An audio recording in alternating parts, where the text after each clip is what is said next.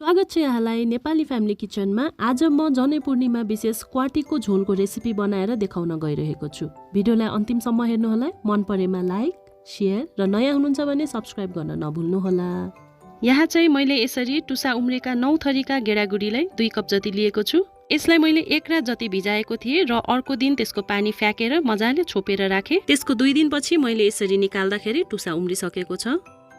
यहाँ मैले hit on गरेर प्रेसर कुकर बसालेको छु। त्यसमा मैले टुसा उम्रेको गेडागुडी अथवा क्वाटी हालेको छु। अब यो क्वाटी ठ्याक्क ढाकिने गरी हामीले पानी हाल्नु पर्छ। त्यसपछि मैले हाले 2 चम्ची नुन, 1 चम्ची बेसार, थोरै तेल हालेको छु। हामीले सुरुमै यसरी तेल हाल्यो भने सिटी लाग्दाखेरि यो सबै पानी छरिएर जाँदैन। अब हामीले प्रेसर कुकरको बिर्को लगाएर मिडियम टु लो हिटमा 5 देखि 6 सिटी लगाउनु पर्छ।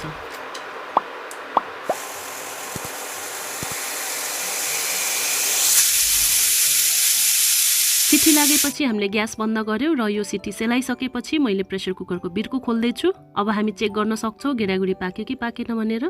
भिडियोमा देखाए जसरी हामीले एउटा दाना लिन्छौं र यो मजाले थिचिएको छ भने राम्रोसँग पाकेको भन्ने हामीले बुझ्नु पर्छ। त्यसपछि मैले फेरि हिट अन गरेर त्यसमा एउटा सफा कराई बसालेको छु। 3 चम्ची जति मैले सनफ्लावर तेल हाले। तेल हल्का तातिसकेपछि मैले फुराए 5 फुरन मसला।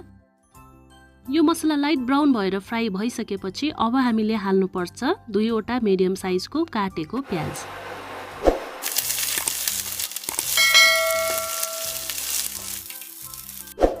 यसलाई मजाले चलाउनु पर्छ। त्यसपछि मैले केही ल्वाङ, सुकमेल, दालचिनी, अलैची, पिप्ली, सुकेको अदुवालाई लिएको छु। यी सबै मसलालाई एकदमै मसिनो नपिसी मैले हल्का ग्राइन्डरमा पिसेर मैले तेलमा हाले। यी सबैलाई एकचोटी मजाले चलाउनु पर्छ।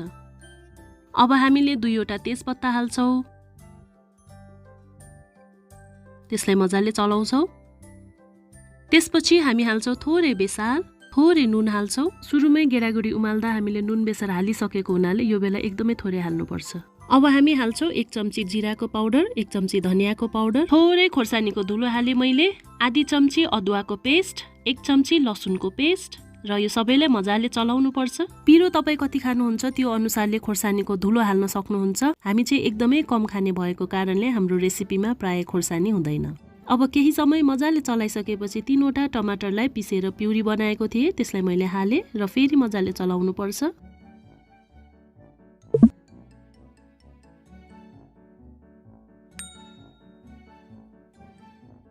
अब यसमा आधी कप जति पानी हालेर एकछिन पकाउनलाई छोड्दिनु पर्छ। पानी उम्लिसकेपछि अघि हामीले बोइल गरेको क्वाटीलाई यसमा हाल्छौं। तपाईले अलि धेरै झोल खान मन लाग्छ भने यो समयमा पानी थप्न सक्नुहुन्छ। अब केही बेर यसलाई उम्लिनलाई छोड्दिनु पर्छ। यदि तपाईलाई झोल अलि बाक्लो मन पर्छ भने भिडियोमा देखाए जसरी केही गेडागुडीलाई चाहिँ म्यास गर्नुपर्छ। आजको हाम्रो स्पेशल टुसा उम्रेको क्वाटीको झोल तयार भइसकेको छ। यसको स्वादलाई अझै बढी मिठास दिनको लागि हामीले कसुरी मेथी हाल्दैछौं अथवा तपाईले हरियो धनियाको पत्तालाई पनि यसमा हाल्न सक्नुहुन्छ। मैले यो पाकेको गेडागुडी अथवा क्वाटीलाई एउटा सर्भिङ बाउलमा खन्याइसकेको छु। तपाईले पक्कै पनि यो तरिकाले आफ्नो घरमा क्वाटी बनाएको हुनुपर्छ र यदि बनाउनु भएको छैन भने एकपल्ट यो तरिकालाई ट्राई गर्नुहोला र कस्तो रह्यो फिडब्याक चाहिँ हाम्रो कमेन्ट सेक्सनमा आएर दिन नभुल्नुहोला। यो एकदमै मिठो र स्वास्थ्यले भरिपूर्ण क्वाटीको रेसिपी तपाईले खाना वा रोटीको साथमा बिहान तथा बेलुका लन्च वा डिनरको रूपमा खाएर इन्जोय गर्न सक्नुहुन्छ। हामीले आशा गरेका छौं आजको भिडियो तपाईलाई मन पर्यो र यदि तपाईलाई आजको हाम्रो भिडियो मन परेमा हाम्रो भिडियोलाई प्लिज लाइक, शेयर र नयाँ हुनुहुन्छ भने सब्स्क्राइब गर्न चाहिँ पक्कै पनि नभुल्नुहोला है त। साथसाथै हाम्रो नेपाली फ्यामिली किचनको फेसबुक, इन्स्टा र टिकटक पेजलाई पनि फलो गर्नुहोला। भिडियोलाई अन्तिमसम्म हेर्नुभएको लागि धेरै धेरै धन्यवाद। यस्तै मिठो अनि छिटो रेसिपी लिएर म अरू भिडियोमा आउने नै छु। यो क्वाटी खाने दिनमा मिठो अनि स्वास्थ्यवर्धक क्वाटी खाएर आफ्नो परिवारसँग इन्जोय गर्नुहोला। Bye bye.